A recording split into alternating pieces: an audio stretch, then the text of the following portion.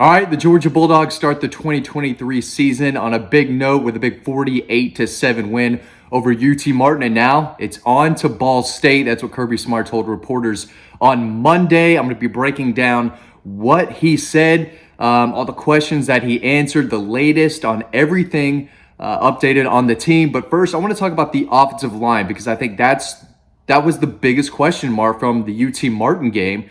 They pass protected well, but the run game just didn't seem like it was there, especially in the first half. Georgia obviously got off to a little bit of a slow start. I wouldn't say they struggled, but it was a slower start than I think people were expecting from the back-to-back national champions against UT Martin, right? But eventually they did turn it on, just dominated the second half. But I want to talk about the offensive line. That was one of the first questions Kirby was asked. And this is what he had to say. He said it was probably less on them, the offensive line, and more on us, the coaches. You know, the team did a good job. Tennessee Martin did a good job of changing things up. We had some plans to handle some things in a different way, and they did a good job, or they did a couple things that hurt us. Probably hurt our offensive line more than our offensive line didn't play well. We probably got to do a better job of helping them out, in-game adjustments, things like that. I think they did play better in the second half.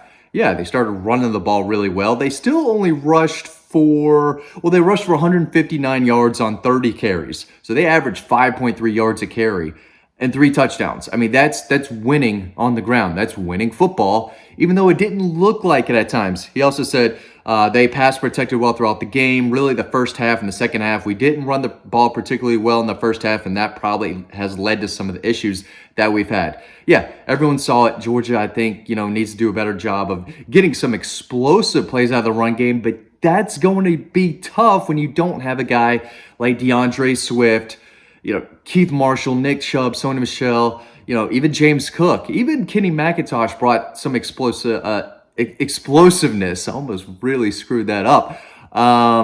But this year's group of running backs, they're big, bruising guys that break tackles and get tough yards. They're all like 220 pounds or more. They don't have that breakaway speed type of guy, which is going to hurt, the offense to be explosive in the run game. But that's really the update that he said on the offensive line, which a lot of people thought could be the best in college football. They didn't look like it in the first quarter, but again, they started to build some chemistry as the game went on. I think they played fine overall. They didn't play great. They played fine, and I do think that they will improve as the season moves along. But I want to get to everything Kirby said. You can read all of this, by the way. You could read it over on Dog Post. Click the link down below. You can sign up to the free newsletter. Free newsletter. Just sign up below. You get an email every day with our stories. We love the YouTube audience, but we want to give you the inside scoop on the team and recruiting that we can't say on YouTube. We do it over on the website, though, every single day. Sign up to Dog Post. Sign up to the newsletter. That link is down below. So, Kirby talked about improvements needed from week 1. He talked about Marquez Cooper, the Ball State running back, talked about the defense's rhythm. He said, I think rhythm is a weird thing on the defense. I don't know that. Rhythm to me is 3 and out, 3 and out, 3 and out, 3 and out. That's not realistic. Georgia's going to give up some first downs, but overall, yeah, they should have shut Ball State out. The touchdown they scored late in the game was on a freshman cornerback, A.J. Harris, who has a really bright future, but you keep the ones in there the entire time, which you don't want to do. You want to get the young guys in there. You want the freshmen to play, but that first string unit, especially when they're healthy, would have shut them out, should, shut out Ball State if they play their best with the first string. But again, we're going to see younger defenders out there against Ball State, probably against South Carolina, the way they played. They should get after Spencer Rattler. Dude was sacked like 9 times against North Carolina. Are you kidding me? Georgia's probably, they didn't watch the game because they were still playing at the time. They're probably watching that film and thinking, we can just eat up Spencer Rattler in that Gamecock offensive line. That would give some rhythm to the defense. Talked about walk-ons and scholarship players. He basically said we don't treat them any different. Those walk-ons, man, they get beat up at practice. I mean, they go through the ringer. It is tough to be a walk-on at Georgia, but you're seeing guys like Mekhi Muse, who I said was going to be a top performer last week. I said Mekhi Muse is going to have a big day. He scored a touchdown. I said Oscar Delp was going to have a big game. I think I used his picture for the video last week. He scored a touchdown. Wouldn't surprise you if both those guys had big performances against Ball State in week 2.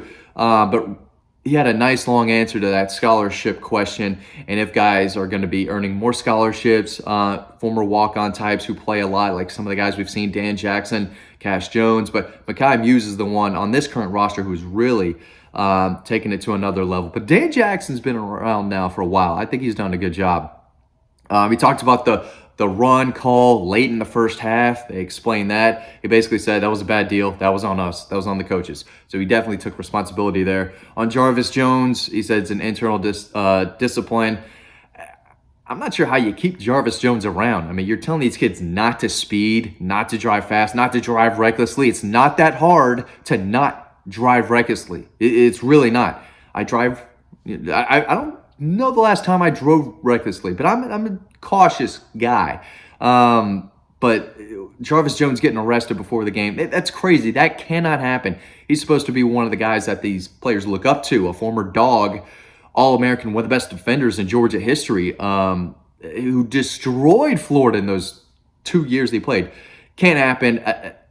That's unbelievable. Moving on, he talked about the staffs of Daijun Edwards and Ladd McConkey. Basically, he said they both could have played, but it was UT Martin. He didn't say because it was UT Martin we'd have to play him, but he wants them to get back 100%. And you could read the quotes over on Dog Post, but to sum it up quickly, they were both at, I think, around 90%, if I had to guess from what I was hearing, how close they were to returning. They both could have played, but why risk it? I talked about that in another video. Why risk those guys getting injured? I mean, they would have, Daijun Edwards would have rushed 4 times in the game and they would have taken him out anyway.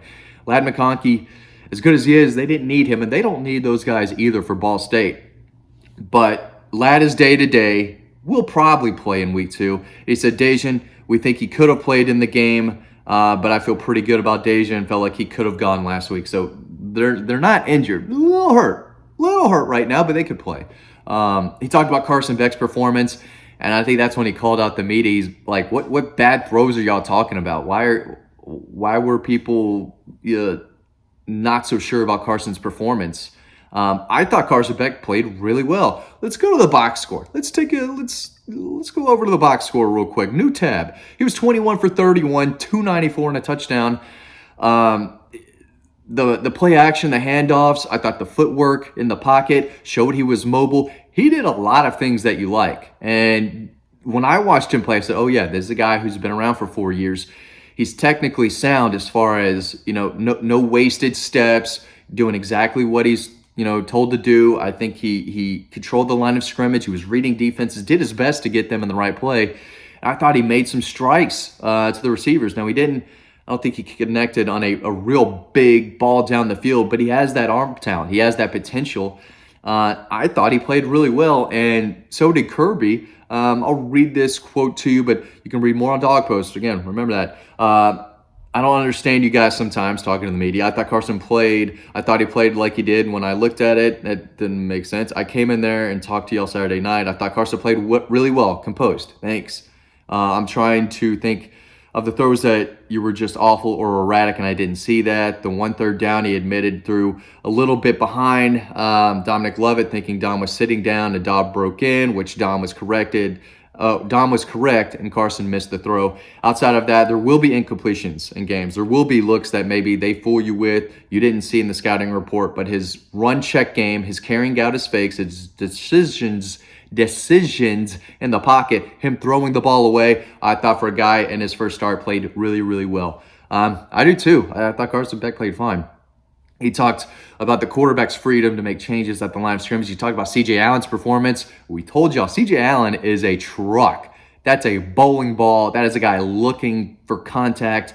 Big physical, just muscular dude. He's going to be a very good player. He talked about Brian Kelly's statement about Georgia. He talked about Ernest Green's first start at left tackle. He talked about Kendall Milton. I kind of went on and on and on about Kendall Milton a good bit. He said, I'm running 92%. That's what he quoted it as. I don't think it was his stamina at 92%. I think when he is 100% conditioned, he's at 92%. We're trying to fight to get him back to that. Can he break off those really long games? Can Milton go 60 yards on one run? Can he go 80 yards? I don't know. I don't think there's a back on the roster who can take the ball 80 yards against an SEC caliber defense. If they do it against Ball State, that's great. That's encouraging. But I don't know if they have a back who can just take off the way some of these other backs in the program have done. That's tough. I'm not trying to compare anyone to DeAndre Swift and Nick Chubb and Sony Michel, but that's the standard. I don't know if it's the standard, but that's the goal, right? Those are the best of the best, and I think everyone wants to. It's hard to be as productive as Nick and Sony, but as far as talent goes and speed and the combination of the ability to break tackles, toughness with all those guys, that's what Georgia fans are looking for. And those guys are special. You're not going to get those type of backs every year. Talked about Marcus Rosemead, Jack Saints status, Smile Munden, the outside linebackers, initial thoughts about Ball State. Again, you can read all this over on Dog Post, but just wanted to talk about it and specifically talk about what he said about the offensive line, which, again, I think was the biggest takeaway question mark that I had, and I think other Georgia people had coming off their, again, 41-point win against UT Martin. Yeah, we got a lot more content coming. Thanks for watching this video. As always, really appreciate it. And I hope to see you over on Dog Post.